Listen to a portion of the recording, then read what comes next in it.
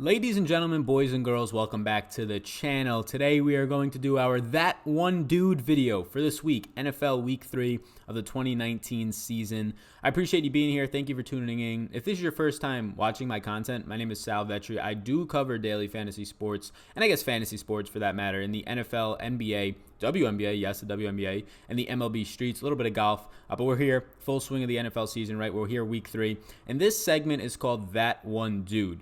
It's one player that I have a lot of a strong stance on in terms of being in favor of this player. The first 2 weeks have gone very well. We've done a wide receiver for the first 2 weeks, and we're about to do another one this week. So my stance here is week 1, it was Keenan Allen. Just guys that are too cheap and who aren't garnering a lot of ownership. As I sit here and come to you on Wednesday afternoon, or really evening or morning, honestly, it's like 10:30 a.m. It's just been up so long, it seems like the afternoon. But yeah, my stance here is that players that are going to be lower owned than they should be. Again, the ownership on this can change by the end of the week, but week 1, Keenan Allen was so low owned. Week 2, Cooper Kupp in the single digits. It made no sense to me. Both weeks, we had the wide receivers going for at least 120 yards. Last week, Cooper Kupp. Let's recap what happened last week. Cooper Kupp, once again, targeted a team high. I think it was 9 targets. He had 5 catches, 120 yards, a nasty stiff arm, and tackled at the 1-inch line. My God, my guy. I mean, he ends up going for, 20 fantasy points with a bonus. He had like a 6 or 8 yard rush as well on the ground. And then, he loses to 6 points by an inch. I was jumping up and down here at my house. I won that dude once again, having a good week after Keenan Allen goes absolutely ham week 1 for like 8, 123, and 1. So first 2 weeks have been really good for us overall. This week's tough. Like, I really like Keenan Allen again, but I have a rule that I'm not going to do the same guy twice. And there's a lot of wide receivers that are just too cheap. Like the running backs this week it's like the expensive guys, right? 7,000 and above is really all for the most part where you should be looking. I get it. There's some pieces, carry-ons, Aaron Jones, guys down there that are interesting, but they're not that one dude for me. Really tough for me to get to a quarterback at that one dude. I thought about going Jameis, but my stances have already been set on him. So this guy, for the most part, is going to be that one dude. Very close between 2 players this week for me. It was between Christian Kirk and Emmanuel Sanders. Both players probably going to garner more ownership this week after having 2 successful weeks in a row, especially last week, both of them performing well. But this week's that one dude is going to be Emmanuel Sanders. So, Manny Sanders, a guy that if you watch my preseason content, my week 1 content, I called him Dust. I called this guy Dust. I mean, he's just been shoving it right back in my face, right? Dead wrong about Emmanuel Sanders is me, for sure. Look, he's 31 years old, a wide receiver coming off an Achilles tear. This has never been done before in terms of how good he has looked. Limited snaps in the preseason, I wasn't sold on it in terms of being on the field for the 90-plus snaps that he is used to seeing. Well, he's done that. He's played over 90% of the snaps in each of the first 2 weeks. On average, right now through 2 weeks, over 91% of the snaps total. Just looked absolutely insane. So, yes, I will be the first one to say that I got this wrong. People are already trying to say it in the mentions. I've been saying it all week that I got this wrong on Emmanuel Sanders. I was not expecting a 31-year-old wide receiver. This is the worst injury outside of like tearing your hamstring maybe that a wide receiver can be dealing with. A high ankle sprain is more nagging, but an Achilles injury is just brutal to begin with, especially for a wide receiver with how much pressure you're going to be putting, and definitely for Sanders out of the slot, being able to utilize and just really go from either side of the field in terms of pivoting off of that ankle, and really the Achilles. So I was dead wrong on him. He looks fantastic. So let's get into really why he's that one dude for me. Well, let's start with the matchup. Look, people are going to be saying, oh, it's the Packers defense. I'm a Packers fan. I am. I'm a diehard Packers fan. That defense looks legit. It looks very good. I mean, face Mitch Trubisky and Kirk Cousins, who's more of a game manager now than an actual dominating quarterback. So I'm not too I like the defense overall, I'll say that. Now you get Joe Flacco, so I mean, in terms of quarterback play, yeah, it's been pretty soft for the Packers defense to start with, but I'll take it. But the one spot that they are weak at, if anything, is their slot cornerback position, Tramon Williams. Look, Tramon Williams week 1, for what was thrown his way, played okay, but still not great, right? He had Allen Robinson coming into the slot a ton against him. 36-year-old, the oldest defensive back in the league is Tramon Williams as of right now through 2 weeks. And he got eaten up a little bit by Allen Robinson, as you would imagine. They purposely put Allen Robinson in the slot to get to more of Tramon Williams. Last week against the Minnesota Vikings, Chad Beebe was the primary slot receiver. I don't know if you watched the game, but Chad Beebe had a 61-yard reception, most of it coming after the catch. You want to know who got burned on that one? Yeah, Tramon Williams by Chad Beebe. So far, Tramon Williams through 2 weeks has given up 8 receptions. 8 receptions for a slot cornerback so far this week, or so far through 2 weeks. for 109 yards on the year. And yes, one of those guys he faced was Chad Beebe. The other one he primarily faced was Taylor Gabriel. So these are two slot receivers who are by far worse than Emmanuel Sanders, who will at least get motioned into the slot and just start out of the slot much more then he won't, right? So for what this offense is going to look like is Courtland Sutton on the outside, Emmanuel Sanders on the outside, and Deshaun Hamilton, for the most part, being in the slot on a lot of 11 personnel. But you're going to have Emmanuel Sanders moving into the slot. We've seen it for the first 2 weeks, a good amount. So when he moves into the slot, he's going to have a nice matchup against one Tramon Williams. So I like this spot for Emmanuel Sanders because of the matchup against Tramon Williams. They're going to purposely motion him into the slot like we saw week 1 with Allen Robinson, a guy who's usually on the outside, got put into the slot a lot. Look, if you have good wide receivers, they should be getting put into the slot, especially if they can beat worse cornerbacks. On the outside, other than that, you'll probably have Courtland Sutton facing Jair Alexander for the Broncos wide receiver Sutton versus Packers D-back Alexander. Then you'll be getting on the other side when Sanders is out there versus Kevin King. Kevin King by no means is a lockdown cornerback or anything like that, but the big ups is going to come from Emmanuel Sanders being pushed into the slot. A couple more things. I mean, we saw Chad Beebe get free last week on Tramon Williams. I have a lot of upside in Emmanuel Sanders. But the game script here is good for them. We're looking over my shoulder right now at the target offense sheet as I slide it over to our first picture of Emmanuel Sanders. Hopefully his head isn't popped off. But as I go through the target offense sheet here, let's pull up this Denver-Green Bay game.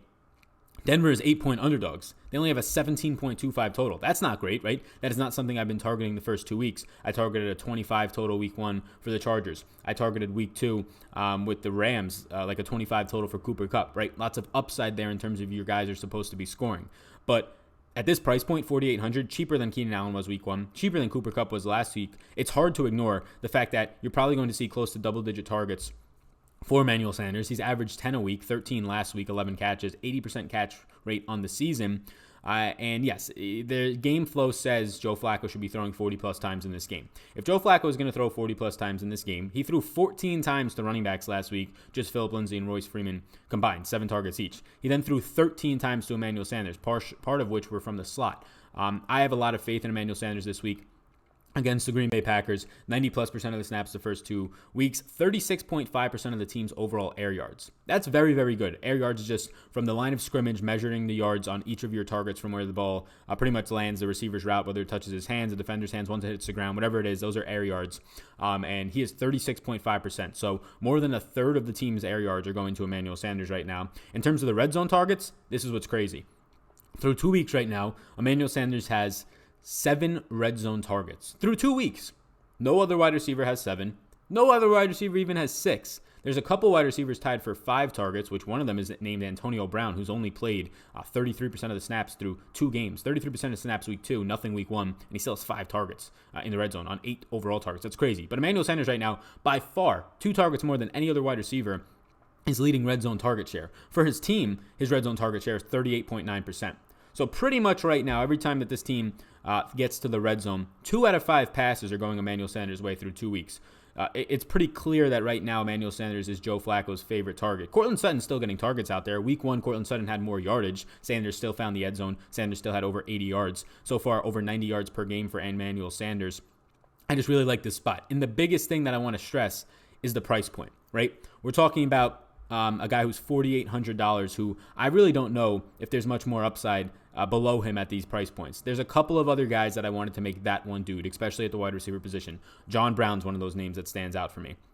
Another one of those names that stands out for me is Christian Kirk, I talked about earlier. It got down to Christian Kirk and Emmanuel Sanders, but the guy who's cheaper than all those guys is Emmanuel Sanders at $4,800 on DK. The targets are there. The targets around the red zone, which leads to more opportunities, are there. The overall air yards in per target and per his market share of air yards for this team are there. So that means he has not only opportunities around the red zone, but once he gets to the red zone, before he gets to the red zone, in between the 20s, there's a lot more opportunity for big plays for Emmanuel Sanders. I have no idea how this guy has looked this good after this Achilles injury, but he has. Modern day medicine is getting better, of course. I just did not see this. This has never been done before. A wide receiver over the age of 30 coming off an Achilles injury and looking this sharp and this good through 2 weeks. 3.1 average separation per route run. That's above average in the league. It's nothing in terms of like being the tops in the league, but based on his amount of snaps, that's well above average. 2 touchdowns through 2 weeks, so a touchdown each of the first 2 weeks. I like this spot a lot for Emmanuel Sanders.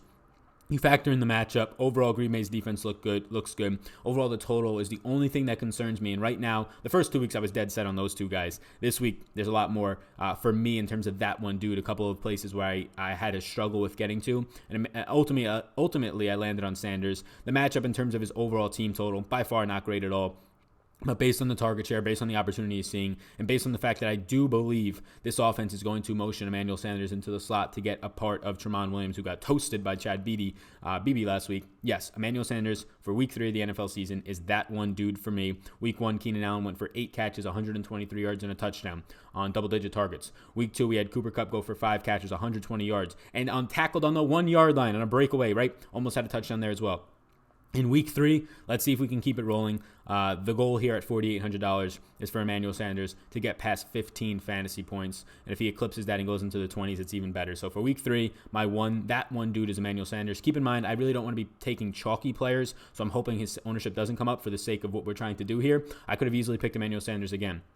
Or Keenan Allen again at his price point. I could have easily picked Austin Eckler at his price point. These guys are way too cheap. I want to get a little bit off the board with this. So let me know, who's your that dude that is off the board, right? A guy that you feel really secure about, whether it's cash, whether it's tournaments. You just feel really good about him. Not a chalky player, right? We're not saying, tell me that you really like Dak or Zeke or even Austin Eckler this week. Like, give me your that dude that is going to go under the radar. I'm hoping that guy is Sanders this week. It ended up being Kupp and Keenan Allen the first 2 weeks. Let me know what you think down below in the comments. And if you watch this entire video, please hit the subscribe button. I appreciate that so much. We're going to hit 10,000 subscribers within a week on this channel, hopefully by Sunday. Thank you all so much. I appreciate you tuning in. I appreciate all the support. My name's Sal. You can follow me on Twitter at SalVetriDFS. I have exclusive content for the daily fantasy sports community linked down below in the description, as well as some free strategy guides as well down there. So appreciate it. My name's Sal. You already know that. Peace out, gang. Hey, hold up. 1 second. Check out this page. If you haven't yet subscribed, hit the subscribe button, all right? And if you're interested in Patreon, if you're not already a Patreon, you can hit that button on Patreon, become a Patreon. It will take you right there. You can also check me out on Twitter at SalVetriDFS. And hey, if you're interested, this next video that's about to pop up, why don't you check it out as well. See ya.